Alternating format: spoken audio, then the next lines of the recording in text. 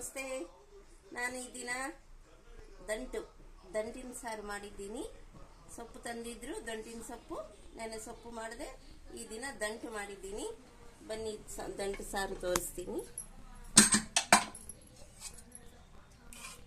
ದಂಟು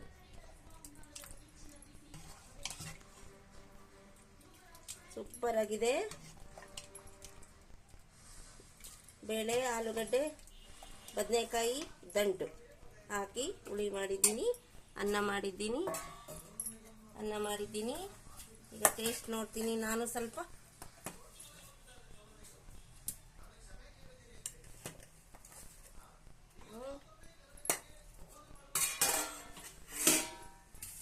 ನೋಡಿ, ಇದು ದಂಟಿನ ಸಾರು.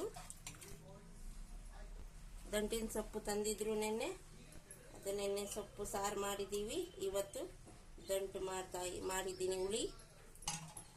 ಬನ್ನಿ, ನೀರಂತೆ ಟೇಸ್ಟ್ ನೋಡಿ ಬನ್ನಿ. ಸೂಪರ್ ಆಗಿ ಇರುತ್ತೆ.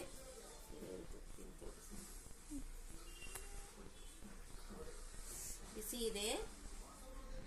ವಾವ್, ಸೂಪರ್ ದಂಟು.